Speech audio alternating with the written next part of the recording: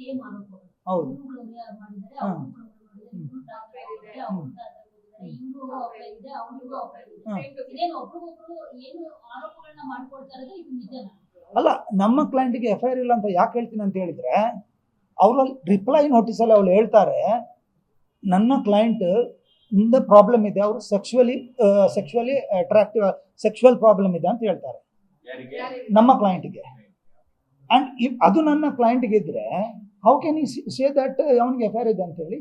Sir, ಈಗ ನೀವು ಹೇಳ್ತಾ ಇದ್ದೀರಾ ಶ್ರೀದೇವಿಯವರಿಗೆ ಮದುವೆ ಮುಂಚೆನೇ ಅಫೇರ್ ಇತ್ತು, ಹಾ. ಆಲ್ ಫ್ರೆಂಡ್ಸ್ ಇದೆ. ಹೌದೌದು.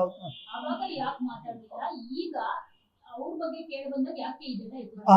ಅದು ಇಂಪಾರ್ಟೆಂಟ್ ಕ್ವೆಶ್ಚನ್. ಆಮೇಲೆ ಅದು ಅಷ್ಟೇ ಸರ್, ಟ್ರಿಪ್ ಹೋದಾಗ ಎಲ್ಲ ಕಡೆ ಪ್ರಶ್ನೆ ಮಾಡ್ಲಿಲ್ಲ. ಅಲ್ಲಲ್ಲ, ಏನಾಯ್ತು, ದೇರ್ ಆರ್ ಟೂ ಥಿಂಗ್ಸ್. ನಾನು ಮದುವೆ ಆದ ನಂತರ ಇವಳು ಸರಿಯಾಗಿ ಬೋಧಿಸಿ, ಮದುವೆ 2015 ನಮ್ಮದು 2016 ಇವ್ರದ್ದಿಬ್ಬರದ್ದು ಭೇಟಿ ಆಗುತ್ತೆ. ಭೇಟಿ ಆದ ನಂತರ ಏನಾಗುತ್ತೆ, ಇವಳು try to take advantage of the relationship and weakness of the family, financial ಆಕ್ಟಿವಿಟೀಸಲ್ಲಿ ಇನ್ವಾಲ್ವ್ ಮಾಡಲಿಕ್ಕೆ ನೋಡ್ತಾಳೆ. ಆವಾಗ ಏನಾಗುತ್ತೆ, ಇನ್ವಾಲ್ವ್ ಮಾಡುವಾಗ ಅವಳೇ ಕಂಟ್ರೋಲ್ ತಗೊಳ್ಳಿಕ್ಕೆ ನೋಡ್ತಾಳೆ entire family understood it and ask to keep her aside. Then ಏನು ಮಾಡ್ತಾಳೆ, ಮೆನಿಪ್ಯುಲೇಟ್ ಮಾಡಿ somehow she took advantage of Yuvraj Kumar. Though his Parvatama Rajkumar said, though his parents said that she is not a good girl, don't go ahead, he took a risk in his life and he married her. He was aware of that manipulation, but still he was, ಅವನಿಗೆ ಏನು hope ಇತ್ತು that ಅವಳು ಸರಿ ಆಗ್ತಾಳೆ ಅಂತ. ಒಂದು ದಿವಸ ಏನಂತ ಹೇಳಿದ್ರೆ, ಫೈನಲಿ ರಿಕ್ವೆಸ್ಟ್ ಮಾಡಿದ್ರೆ, ನಾವೊಂದು ಫ್ಯಾಮಿಲಿ ಇಟ್ಕೊಳ್ಳೋ, ಮಗು ಮಾಡ್ಕೊಳ್ಳೋ ಅಂತೇಳಿ. ಫಾರ್ ವಿಚ್ ಅವಳು ರೆಡಿ ಇರಲಿಲ್ಲ.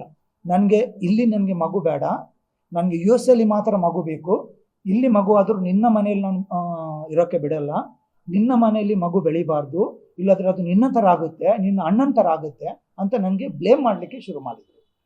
ಅದಾದ ನಂತರ ಇಲ್ಲಿಗಲಿ ಅಲ್ಲಿ ಹೋಗಿ, ಅಲ್ಲಿ ನಂತರ ನಾನು ಪುನಃ ಫೋರ್ಸ್ ಮಾಡುವಾಗ, ಬೇಡ ನಿಂದು ಮಗು ಬೇಡ, ನಾನು ರಾಧಾನ ಜೊತೆ ಅವನು ಸ್ಪರ್ಮ್ ತಗೊಂಡು IVF ಮುಖಾಂತರ ನಾನು ಮಗು ಮಾಡ್ಕೊಳ್ತೀನಿ ಅಂತ.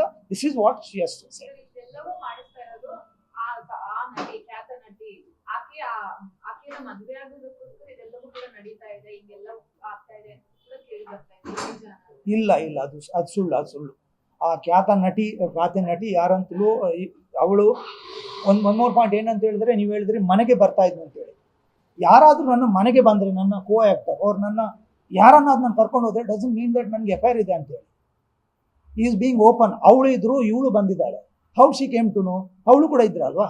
ನಾನು ಒಂದು ಹುಡುಗಿಯನ್ನು ಮನೆ ಕರ್ಕೊಂಡು ಹೋದ್ರೆ, ನನ್ನ ಕೋ ಆ್ಯಕ್ಟರನ್ನು ಹೇಗೆ ಅಡಲ್ಟ್ರಿ ಹೇಗಾಗುತ್ತೆ, ಇಲ್ಲ ನನಗೆ FIR ಅಂತ ಹೇಗೆ ಪಾಯಿಂಟ್ ಮಾಡ್ತೀನಿ? ಗ್ಯಾರಂಟಿ ನ್ಯೂಸ್, ಸುದ್ದಿ ಖಚಿತ, ನ್ಯಾಯ ನಿಶ್ಚಿತ.